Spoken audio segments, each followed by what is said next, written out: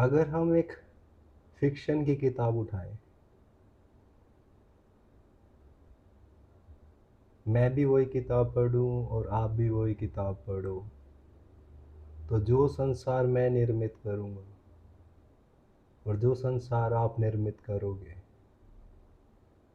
दोनों में डिफरेंस होगा।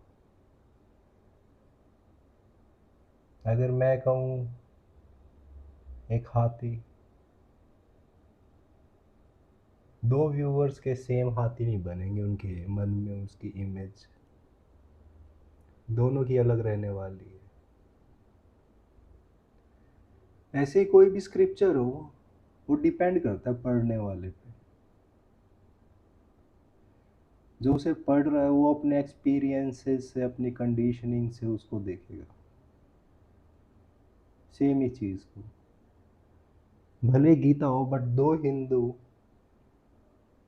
अलग अलग नज़रिए से देखेंगे उसे। और मेरे ख्याल से यही कारण है गीता पे इतने सारे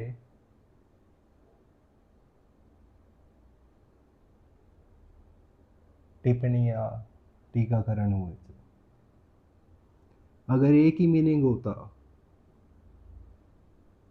तो सबकी अलग अलग व्याख्याएं ना होती।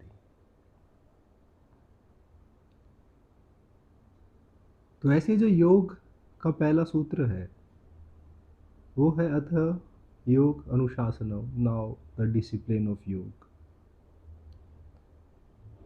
अब जो मेरी इंटरप्रिटेशन है इस चीज़ की, वो है नाउ द डिसिप्लिन ऑफ योग। जो अब है, ये क्षण है, यही है योग का डिसिप्लिन। इस क्षण में रहना ही योग का डिसिप्लिन है।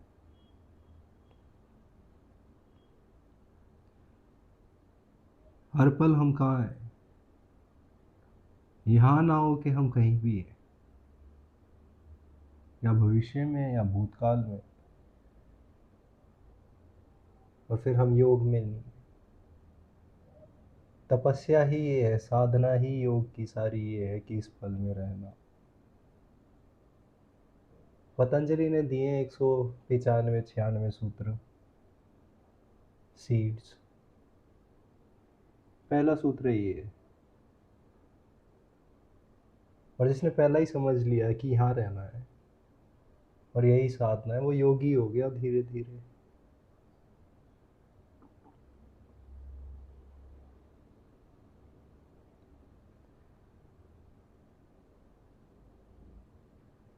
योगी से मतलब दाढ़ी बढ़ाने से थोड़ी है, या कर्तव्यबाजी से। एक मन की अवस्था है,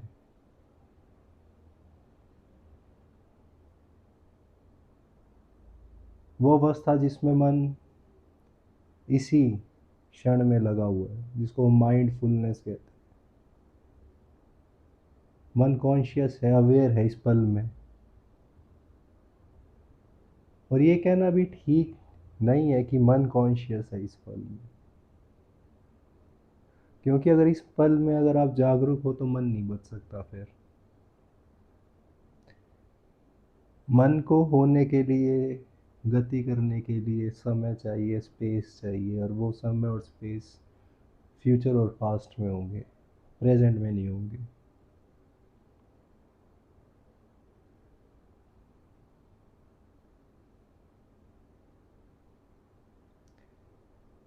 जो भी चेष्टा में लगा हुआ है इस चीज़ की कि अपने आप को, अपनी चेतना को इसी पल में लगाए रखने में, अपने होश को जगाए रखने में इस पल में, वो ही योगी हो गया।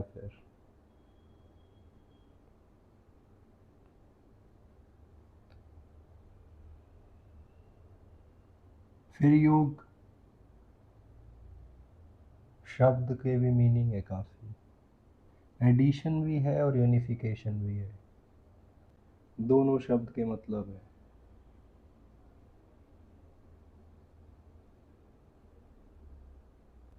एडिशन तो नमक और चीनी को मिला दो, बट ये अलग हो जाएंगे, दोबारा छलनी से छान दो, अलग हो जाएंगे दोनों।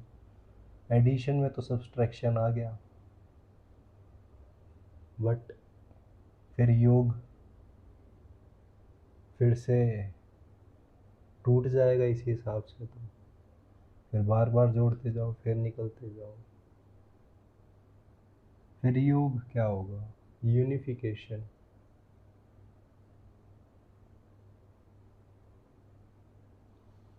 नींबू पानी,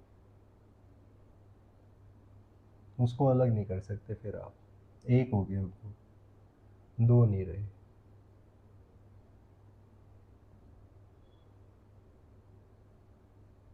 अब यूनिफिकेशन किसका और किसका?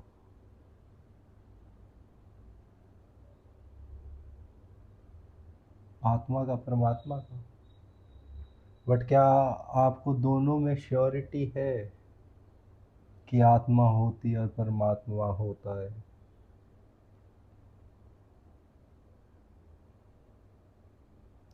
ना आपको आत्मा का आइडिया, ना परमात्मा का आइडिया।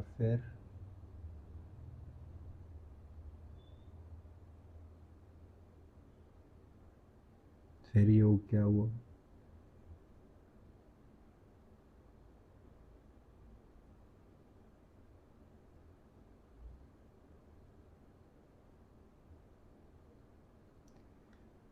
ये जो आपकी मन की आदत है इस जगह को छोड़ के कहीं और जाने की, यही तो डिवीजन है।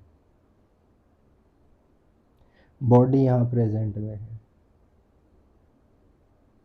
मन भागा हुआ है कहीं और, फ्यूचर और पास्ट में, कल की तारीखों में, बीते हुए कल की तारीखों में, आने वाले कल की तारीखों में।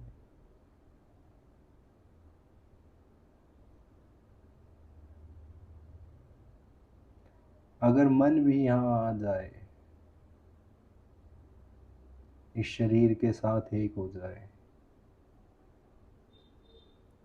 हटा दे सारी जगह से अपने आप को और यहीं लग जाए, अपनी हर एक ज्ञान इंद्रियों के साथ एक हो जाए, हो गया योग।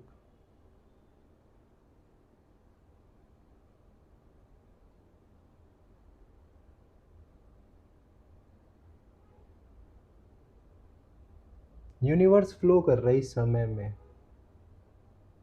चांद तारे चल रहे हैं इस समय में, आपका सांस चल रहा है इस समय में, इस पल में फ्लो चल रहा है सारा। बट आप कहाँ हो? यहाँ ना हो कि आप कहीं भी हो, बस फिर आप योग में नहीं हो। जो यहाँ चल रहा है, अगर आप सांस के साथ एक होगे तो आप योग में होगे। अगर आप अपने चलने में एक हो जाओ तो आप योग में होगे। आपके अंदर जो रेडियो चलता है हर समय बातों का, वो सारी बातें फ्यूचर या पास्ट से रिलेटेड ही होंगी। कभी भी आप प्रेजेंट के बारे में बात नहीं कर सकते, क्योंकि प्रेजेंट बहुत छोटा मोमेंट है। मेरे मुंह से शब्द निकले, माइक तक गए, और फ़ोन में रिकॉर्ड है, उसमें भी कुछ समय लग गया। मुंह से निकल के साउंड की वेव को माइक तक पहुंचने में सोच लो, उसमें भी समय चला गया। उसमें उस समय में भी अगर आपका माइंड चल रहा है तो आप प्रेजेंट में कैसे एंट्री लोगे? योग में प्रेजेंट में तभी आया जा सकता है जब आपके अंदर विचार शून्य हो, जब आप विचारों से मुक्त हो, उसी समय आप प्रेजेंट में रह सकते हो।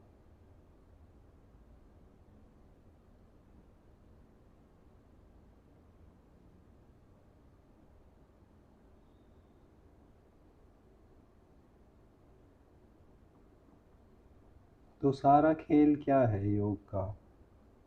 बस इतना ही है, आपको प्रेजेंट में आना है। अपने चेतना को, अपने मन को हटा के आगे पीछे से इस पल में ले आओ, इस मूवमेंट के साथ समय की एक हो जाओ।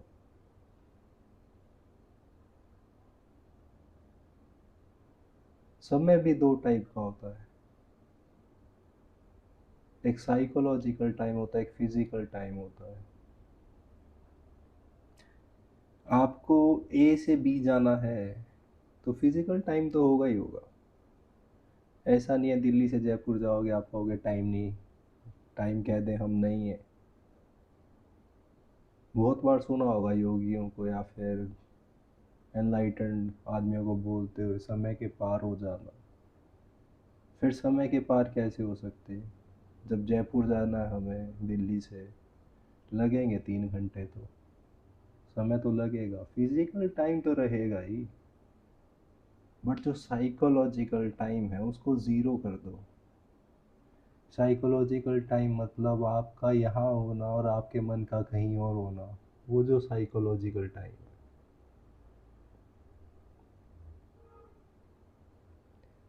उसको ज़ीरो कर देना है। उसको ज़ीरो कर दो, साइकोलॉजिकल टाइम मिट जाएगा। यानी आपके विचार ही आपको साइकोलॉजिकल टाइम को जन्म देते हैं, क्योंकि आपके विचार आगे पीछे के होते हैं। फ्यूचर का कोई भी विचार फ्यूचर क्रिएट करने के लिए समय चाहिए, वो साइकोलॉजिकल टाइम है। फ्यूचर हटा दिया, फ्यूचर के विचार हटा दिए, साइकोलॉजिकल टाइम ज़ीरो हो जाएगा।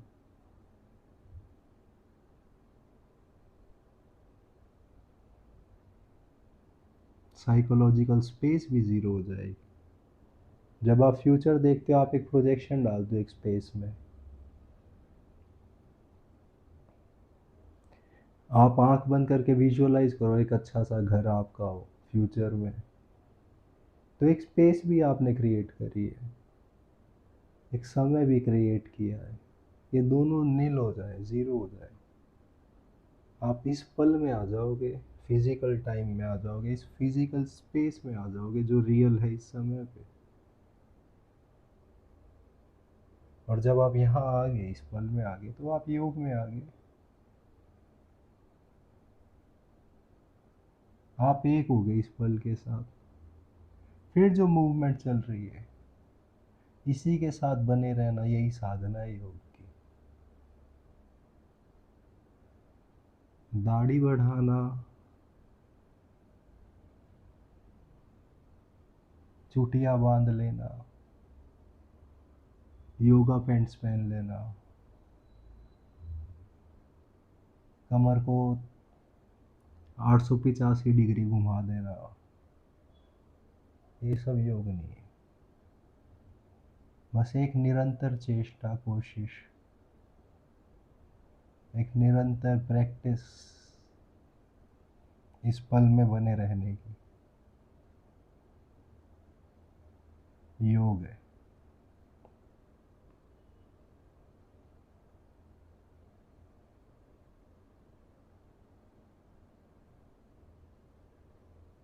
नाउ द डिसिप्लिन ऑफ योग।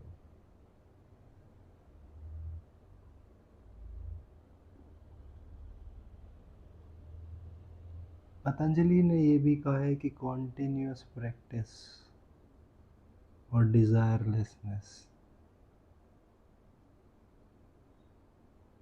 ये दो पैर हैं योग के। डिजायरलेसनेस, डिजायर ही तो है जो आपको यहाँ से फ्यूचर में लेके जाती है। पास्ट की आपकी डिजायर नहीं हो सकती,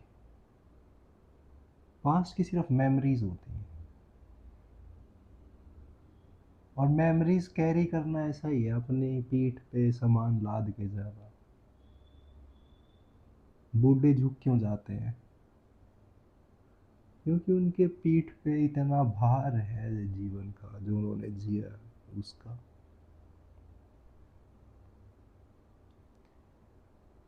फिजिकल बॉडी बैंड की बात नहीं कर रहा हूँ, बर्डन, माइंड इतना बर्डन हो जाता है उनका, उनका चेहरा बता देगा कि वो जीवित है या मरने से पहले ही मुर्दा हो चुके हैं।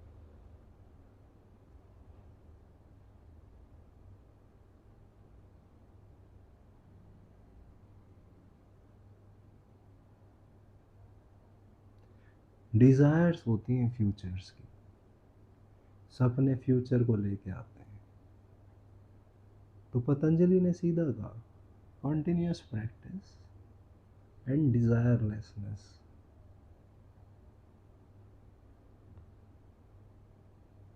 फ्यूचर की डिज़ायर नहीं, फ्यूचर में कोई डिज़ायर नहीं। क्यों? फ्यूचर में डिज़ायर बनते ही आएगा साइकोलॉजिकल टाइम। अब दो समय तो हो नहीं सकते एक साथ, एक तो फिजिकल समय जो रियल है, एक साइकोलॉजिकल समय जो इल्यूजन है। और अगर आप इल्यूजन के साथ जियोगे तो भूत ही भूत दिखाई देंगे आपको हर जगह।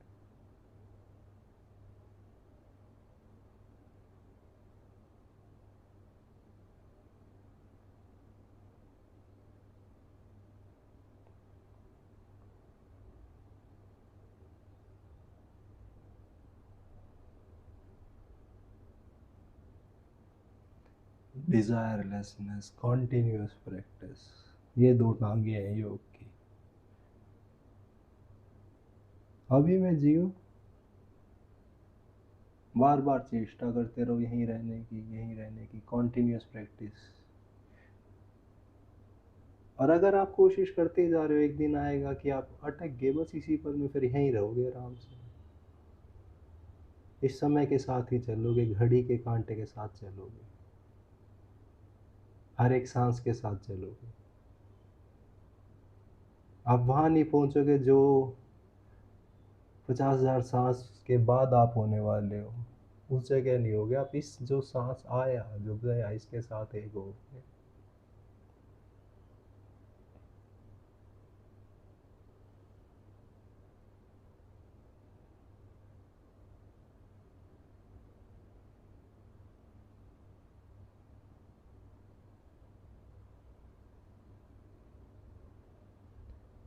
कोशिश करते रहना कि मैं यहीं पे रहूं, अपने सांस के साथ रहूं,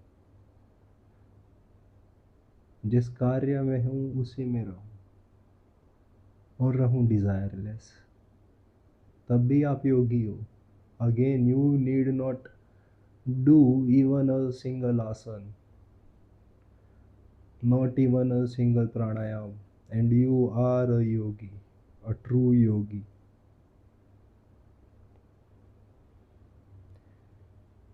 अगर आप सिर्फ इतनी ही कोशिश करते रहो कि इस पल में रहूं और डिजायरलेस रहूं, योगा पैंट्स पहनने की भी ज़रूरत नहीं पड़ेगी आपको। And you can reap the benefit, the actual benefits of yoga, the real benefit of योग।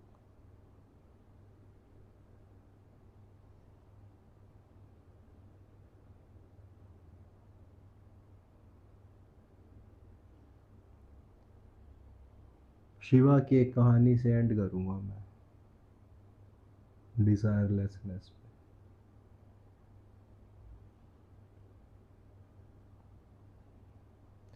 एक बार एक आदमी था, उसने खूब तपस्या की शिवा की, सालों लगा रहा वो शिवा को प्रसन्न करने में। अल्टीमेटली एक दिन शिवा प्रकट हुए, खुश हुए उसकी साधना से। बोले तुझे 3 वरदान देता हूँ, तेरी 3 इच्छाओं की पूर्ति करूँगा, बता तुझे क्या चाहिए।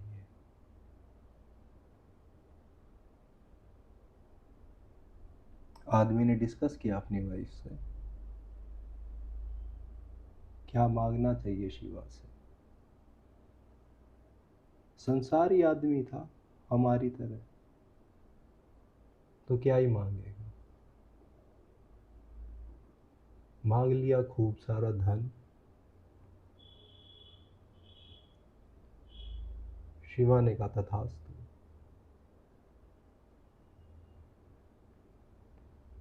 उस आदमी का बेटा राजा की सेना में था,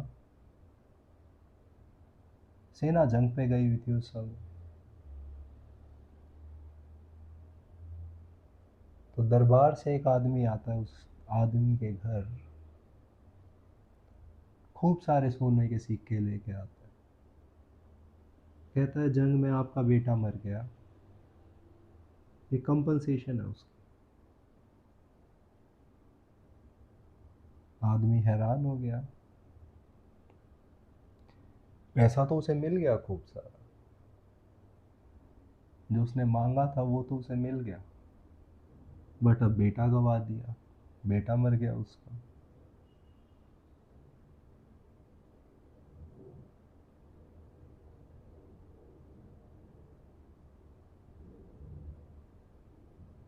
उस आदमी ने फटाफट अपनी पत्नी को बुलाया, बात की, क्या करें क्या करें। तो उन्होंने फटाफट अपनी दूसरी इच्छा को शिवा के सामने रखा।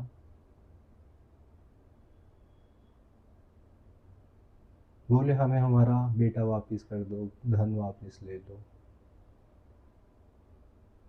अब शिवा ने बोला तथास्तु, बट तब तक उसके बेटे का, उस आदमी के बेटे का शरीर जला दिया था।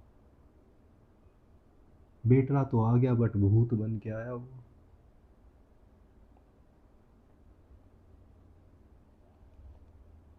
उसके घर में वो भटक रहा इधर से उधर, उस आदमी से जिया नहीं जा रहा उस घर में। उसकी पत्नी भाग रही है बाहर, घर में लाश, आत्मा, भूत घूम रहा उसके बेटे का।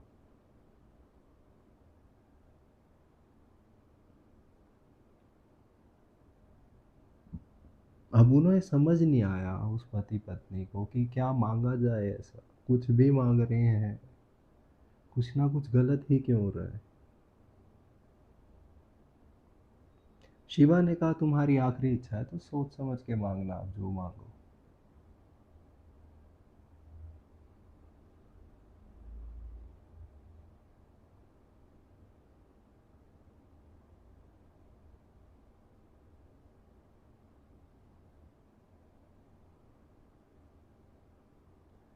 उस आदमी ने समय लिया, काफी सोचा, क्या मांगा जाए क्या मांगा जाए क्या मांगा जाए। अंत में उसने हार मान के शिवा को ही बोल दिया, शिवा आप ही बताओ कि मनुष्य क्या मांगे आपसे। शिवा ने कहा the only desire of man should be desirelessness. एक ही इच्छा हो मनुष्य की कि इच्छा ही ना हो, फिर इच्छाएं ही ना बचे, यही इच्छा हो आखिरी।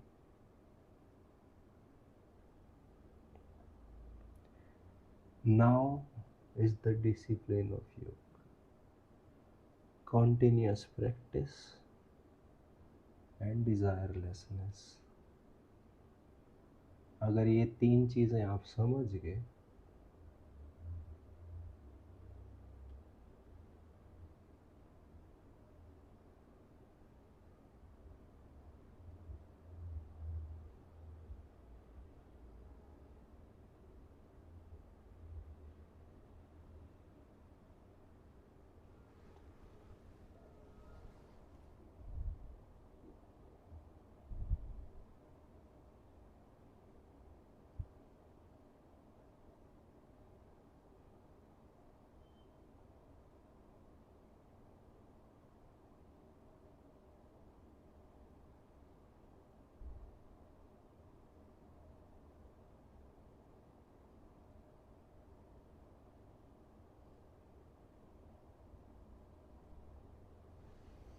नमस्ते।